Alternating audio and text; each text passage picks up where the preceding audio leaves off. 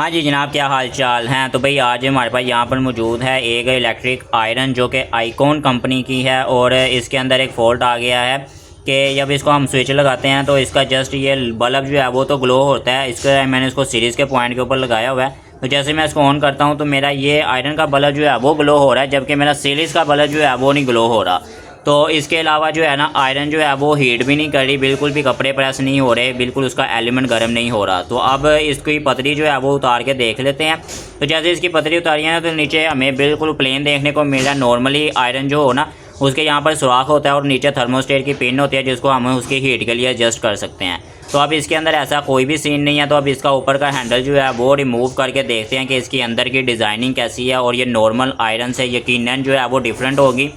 तो जैसे ऊपर का कवर हमने रिमूव किया ना तो हमें यहाँ पर उसका डिज़ाइन जो है वो थोड़ा सा मुख्तलिफ देखने को मिल जाता है। ठीक है, इसका डिज़ाइन जो है ना अगर आप थोड़ा सा गौर करें तो ये स्टीम आयरन की तरह का इसका डिज़ाइन आपको यहाँ पर देखने को मिलता है। आइकॉन कंपनी की ये ड्राई आयरन है जिसकी जो उन्होंने जो है ना स्टीम आयरन की तरह की उन्होंने फिटिंग और थर्मोस्टेट वगैरह तमाम चीज़ें उन्होंने वैसी लगाई हैं। तो अब ये ऊपर का सिल्वर जो है ये भी कवर जो है इसको भी रिमूव करके फिर अंदर से इसका पार्ट देखते हैं और इसके अंदर देखते हैं कि इसके अंदर जो है ये हीट ना होने की क्या वजह हो सकती है। तो जैसे ही आप इसका ये स्क्रू ओपन करेंगे ना तो ऊपर का कवर आपका रिमूव हो जाएगा और उसके नीचे बड़ी ही ज़बरदस्त किस्म की उन्होंने डिज़ाइनिंग उसकी की हुई है और आयरन बड़ी ज़बरदस्त बनी हुई है। फुल वेट वाइज भी अगर बात करें तो एक बहुत अच्छी आयरन जो है उन्होंने तैयार की हुई है। तो अभी ऊपर का वो भी कवर भी रिमूव कर लेंगे तो आपको यहाँ पर जो है ना एग्जैक्ट स्टीम आयरन की तरह का ही एक थर्मल फ्यूज़ लगा हुआ यहाँ पर देखने को मिल जाता है। और स्टीम आयरन के अंदर हो या इस तरह की आयरन के अंदर 90% आपको जो है ना इसी का ही फॉल्ट यहाँ पर देखने को मिलता है कि ये जो है फ्यूज़ उड़ जाता है।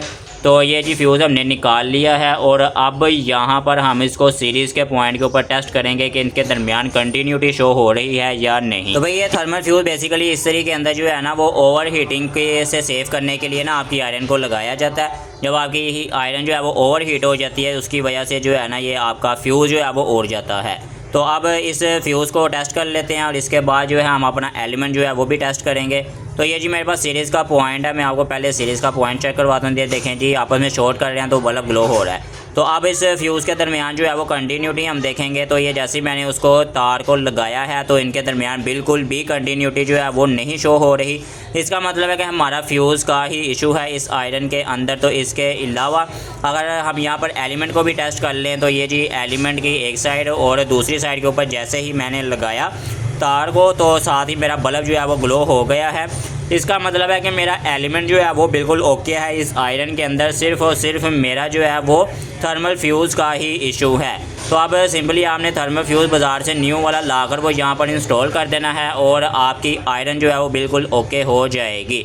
तो भाई हमने नया थर्मल फ्यूज़ इंस्टॉल करके आयरन को दोबारा बंद कर दिया है और अब इसकी टेस्टिंग करने लगे हैं दोबारा से कि ये प्रॉपर्ली दोबारा वर्क कर रही है या नहीं। तो सबसे पहले हमने इसको सीरीज़ के पॉइंट के ऊपर ही लगाया है और जैसे ही मैं इसको यहाँ पर इसको डायल को आगे की तरफ मूव करता हूँ तो ये देखें जी अब मेरा सीरीज़ का बल्ब ग्लो हो रहा है, आयरन का बल्ब ग्लो नहीं हो रहा। ठीक है, इसका मतलब है कि आयरन हमारी बिल्कुल ओके है। ठीक है, तो अब इसके बाद हम इसको डायरेक्टली चलाकर भी देखेंगे कि हमारी हीट भी जो है वो प्रॉपर्ली हो रही है या नहीं। उसके लिए हमारे पास यहाँ पर एम्पेयर मीटर लगा हुआ है। एम्पेयर से हमें पता चलेगा कि हमारी आयरन जो है वो हीट कर रही है या नहीं।